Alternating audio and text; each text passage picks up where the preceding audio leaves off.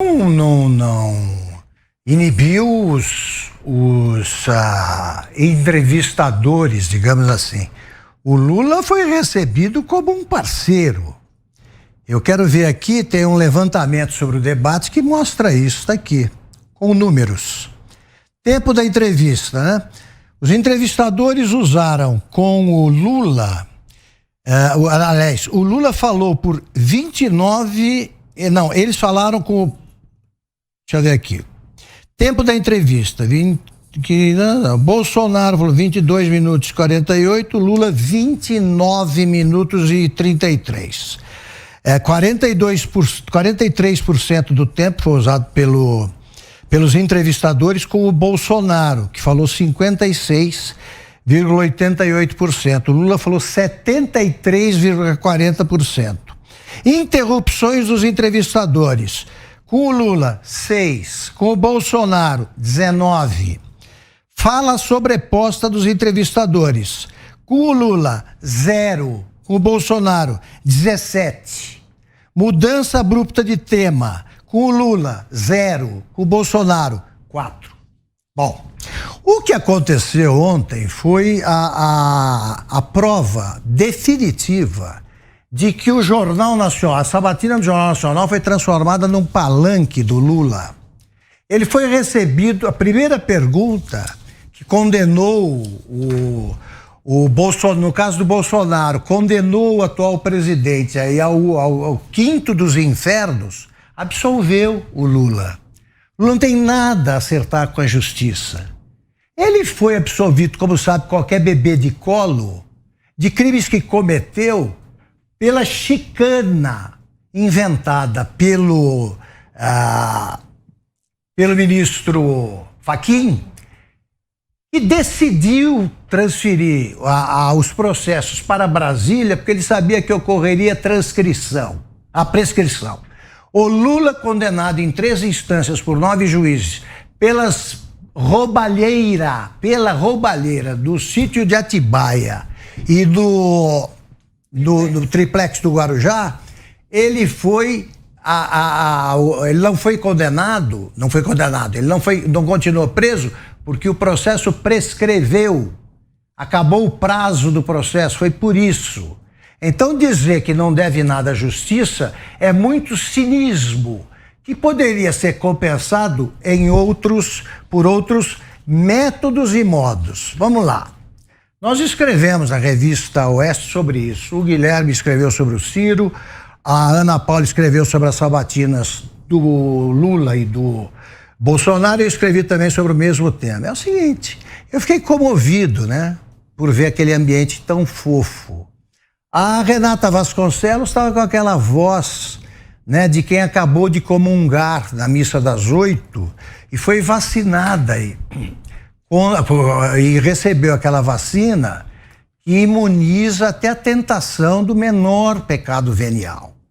Ela estava um doce, a professorinha, né, indignada, mas o senhor não sente remorso? O senhor não sente remorso pela morte de mais de 600 mil pessoas?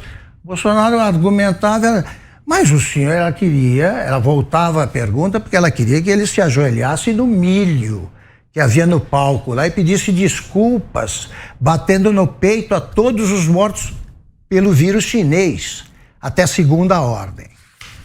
Ontem foi uma maravilha.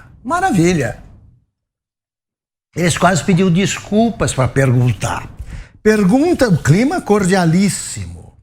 O MST não invadiu terras produtivas. Como é que pode alguém falar uma coisa dessas sem ouvir, na sequência, que eles destruíram até laboratórios do Rio Grande do Sul, até laboratórios rurais. Aí vem essa, o Bolsonaro distribuiu entre armas, o Lula dizendo, distribuiu armas entre o pessoal do agro que gosta de matar gente. E ninguém lembrou que o Lulinha, entre outras malandragens, também prospera com fazendas que comprou não se sabe direito com que dinheiro. Ele tem fazendas em Minas e no Pará. E trabalha com agronegócio. Ele também foi beneficiado? Ele foi beneficiado pelo pai.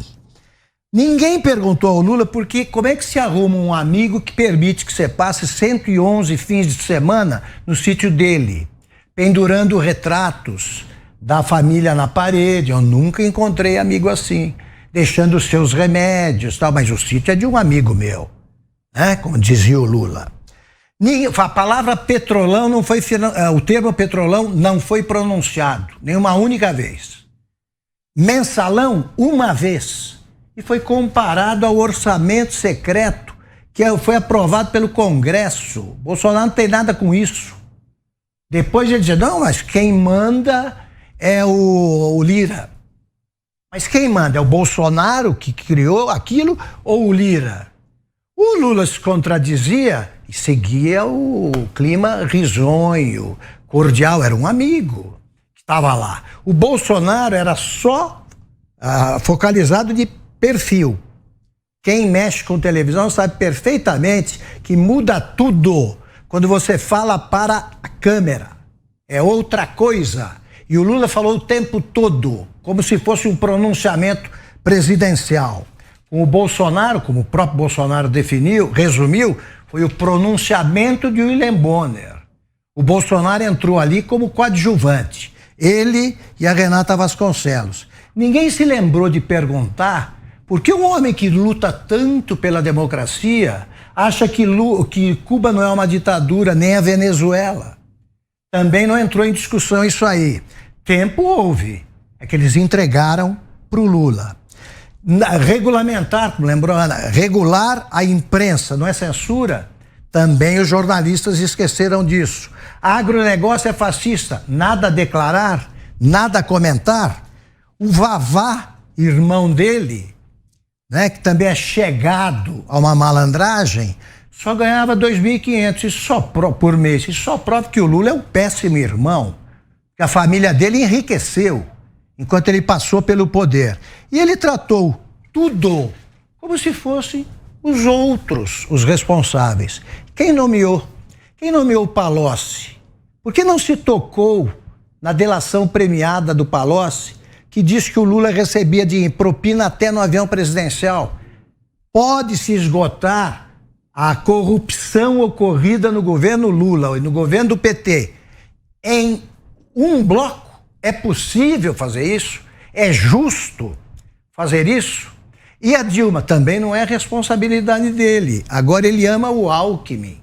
Foi a Dilma, que não o consultava, que criou problemas. Enfim, os jornalistas mostraram o que se faz para demitir a ética que deve orientar qualquer entrevista e como se faz para abrir mão do sentimento da vergonha. Foi isso que aconteceu.